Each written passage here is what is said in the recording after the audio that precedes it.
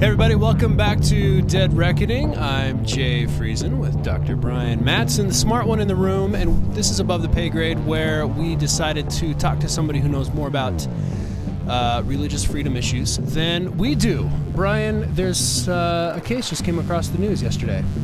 Yeah, or at least a couple of days ago in New Mexico. We've been talking a little bit about, of course, religious persecution and undermining of religious freedom around the world, like, for example, Egypt, where Coptic churches are burning to the ground. But we have pretty much quite a few homegrown cases right here in America about religious freedom being suppressed. And so to talk about that, we have with us Jim Campbell from the Alliance Defending Freedom, coming to us from Scottsdale, Arizona. Jim, how are you? Welcome to the show. I'm doing all right today. Thanks for inviting me. Well, Jim, tell us about this New Mexico case. As I understand, you're one of the attorneys that actually litigated this case. So can you just tell us the story? Give us a little bit of the background of what happened here. Sure. In 2006, a woman named Vanessa Willick asked Elaine Huguenin, a wedding photographer in the state of New Mexico, if she would create images of her same-sex commitment ceremony. Now, Elaine, being a Christian, felt that she would do something that conflicted with her religious convictions if she were to create those pictures and to take the photographs of the commitment ceremony, so she politely declined. Soon thereafter, Miss Willick was able to find another wedding photographer to provide the wedding photography she was looking for, and she was able to find someone that charged a far cheaper price. But that wasn't enough for her. She saw fit to file a discrimination complaint with the New Mexico Human Rights Commission and complaining that Elaine Photography, the name of the company owned by Elaine Huguenin, violated her rights under the Human Rights Act. That's not ending up well for some of the Christian liberty stuff. What's been the outcome of that so far?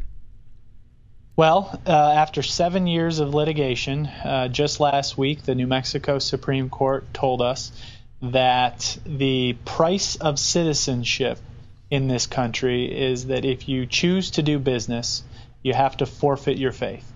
Wow. Wow. That's amazing. Now, of course, that's the New Mexico Supreme Court. What is so? As I understand it, Elaine has to actually pay attorney's fees. Is that correct? Well, she was ordered to pay attorney's fees, and it was about $7,000 in attorney's fees. But the Miss Willick has declined to collect those. So it doesn't look like she's actually going to have to pay those, but the court did order her to pay those. So we have a legal precedent now in New Mexico that if you're a photographer, you have to photograph events that conflict with your religious beliefs.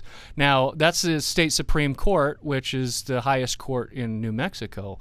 Is there any redress? I mean, I suppose just an appeal to the U.S. Supreme Court. Is that in the works? Is it feasible? I mean, obviously they decline most cases, so that's. Tell us about that. I mean, how are you going to proceed with it? Sure, that's an option at this point. Whenever you have a ruling from a state Supreme Court that addresses a federal constitutional issue, you have the option of asking the Supreme Court to take the case. So right now, Elaine Huguenin and her husband Jonathan are considering that option. And if they decide to do it, we'll take a hard look and we'll weigh that possible avenue of relief. Now, are we going to see a ramification come down? You know, I'm a business owner here in Montana, that I am suddenly I can no longer put a sign on my door, and maybe this has always been fake to begin with, to say I have the right to refuse service to anyone, regardless. You know, yeah. I can't do that anymore. If somebody comes to me, I have to take the job, or can I come up with some other lame excuse like, well, I'm booked that weekend or something? I mean, how is that going to affect the rest of the country here? Well, you have many jurisdictions, pretty much every state, and the federal government has enacted these non-discrimination laws. And basically what they say is if you're a public business and you advertise and provide services to the public, that you are considered a quote-unquote place of public accommodation. So these laws then go on to say that you can't discriminate for certain reasons. about half of the states in this country have the traditional types of protected classifications. Those include race, sex, and national origin, and a few others. Now, there are about another half of the states that have included, over the past 15 to 20 years, sexual orientation, gender identity, some novel protected classifications. So it really depends on where you are, where you're located, what the law is going to require of you. But I want to stress that even if you are in a state like New Mexico that prohibits sexual orientation discrimination, if you're someone like Elaine Huguenin and you make the decision she made, that should not be considered sexual orientation discrimination. What I mean is, Elaine Huguenin will serve anyone, regardless of their sexual orientation. She'll take pictures for anyone. What matters to her is the context. If the context of the images requires her to create photographs conveying a message about marriage that conflicts with her religious convictions, then she can't do it. If someone who identifies as homosexual came in and said, I'd like for you to do portrait photographs for me, I'd like for you to shoot a music video, take still images of a music video, she would provide those services. So the court simply is wrong to say that this type of a decision by a photographer amounts to unlawful discrimination.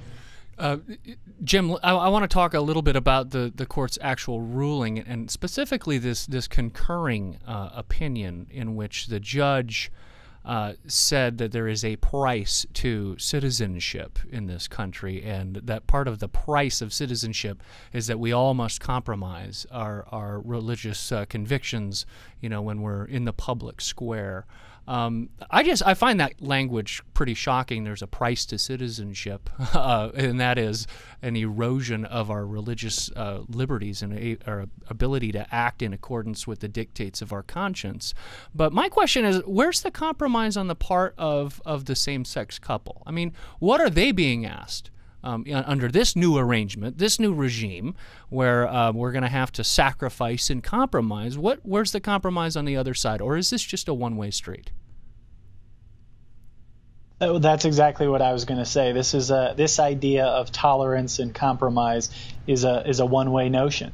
It's a notion that applies to the religiously motivated business owner, but doesn't apply to the patron that's seeking services. The other thing to emphasize about this whole idea that the price of citizenship is surrendering your beliefs if you're going to operate a public business, that completely turns the First Amendment in the Constitution on its head, because the First Amendment exists to protect someone's decision not to do something that conflicts with their faith, or not to create expression that conflicts with their faith. And specifically, the price of citizenship in this country is that if somebody makes a decision like that, we have to respect it, even if we're offended by it. That's the price of citizenship. That's an excellent point. There's the compromise right there. Oh, you won't provide me that service. I have to go find somebody else, right? I mean, isn't that an onerous thing? I've got a lot of friends up in Canada that are dealing with this on a regular basis, because they seem to be farther ahead of the whole religious discrimination thing than the United States is right now. But we're moving so much in that direction. It's somewhat fearful for somebody who wants to freely conduct business or conduct their life within the dictates of their own, as you were saying, within the dictates of their own conscience. So, Jim, I think that as the same-sex debate happens in this country, especially among younger people, not even just younger people, there's been a naivety, it seems to me, over the same-sex marriage issue, that people are not making the connection between the same-sex marriage issue and religious liberty. And here we have this case that shows it so clearly. A number of months back, it might have been last fall, Walter Russell Mead in the American Thinker website, I believe, or on his blog, was talking about same-sex marriage, and like so many people have thrown in the towel. It's inevitable. It's going to happen. We ought to just make the best of it. And at the end of that blog post, he had these really really nice sentiments about how I really hope that the victors, the gay lobby, will respect those people who have religious convictions, and that's just one of the things we'll have to work out. And it just struck me as really, really naive. As this case, I think, demonstrates so clearly, it's not just about same-sex marriage. They're demanding more than that, it seems to me. They're just demanding approval. And so it seems, I just think that this kind of a case is helpful to kind of put those pieces together, that this is really a religious liberty issue as much as it is about marriage. Is that your sense? I couldn't agree with you more. I mean, this case brings to the fore the connection between same-sex marriage and religious liberty and the threat to religious liberty. And specifically, when you look at this case arose in a state that doesn't recognize same-sex marriage. Now, some pundits out there will say, well, this just shows that this has nothing to do with same-sex marriage. But what I would tell you to do is to look around the country and see what has happened in those states that have redefined marriage, and see how these types of cases have taken off in those states following the redefinition of marriage. And what I mean by that is, in Washington state right now, after marriage was redefined, you have a florist who was sued for declining to create floral arrangements for a same-sex ceremony. In Vermont, after marriage was redefined, you have a country inn that was sued for allegedly declining to host a same-sex ceremony. So these cases are only going to become more prevalent as marriage is redefined around the country. Jim, I don't want to get too conspiratorial here, but is it your sense that is this part of a strategy? I mean, is there a movement? Are there people thinking this through, that what is our next legal step? Okay, let's I mean, are some of these things just ruses? I mean, are people going into businesses so that they can be refused service, so that they can sue? I mean, is this a strategy? Is it your sense that this is a strategy? We see this cropping up, in a number of places.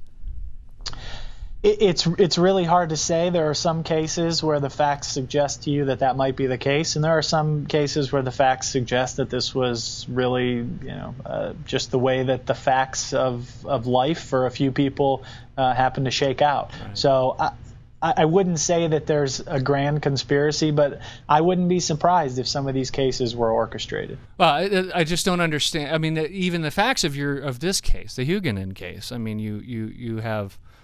I mean, the person found another photographer. The person found another photographer cheaply. Apparently, there's no cost involved in filing a human rights complaint in New Mexico. It must have been free for her to do that, or I don't know if she invested. The couple invested a lot of time and energy into filing that complaint. But another thing that strikes me about this case is this is not a state that recognizes same-sex marriages. I mean, how did that legally play into this litigation? It just seems to me that would be a pretty relevant fact. Yeah, it's certainly a fact that we highlighted in the case, but it's one that the court really didn't pay much attention to. And at the end of the day, if you think about it, Elaine Photography was treating marriage the same way the state of New Mexico was. She was saying that I will recognize and provide services for and create images commemorating marriage between a man and a woman, just like the state of New Mexico says I will give marriage licenses to unions between a man and a woman. So there is a bit of hypocrisy, if you will, on the part of the state saying, don't do as I do as I say.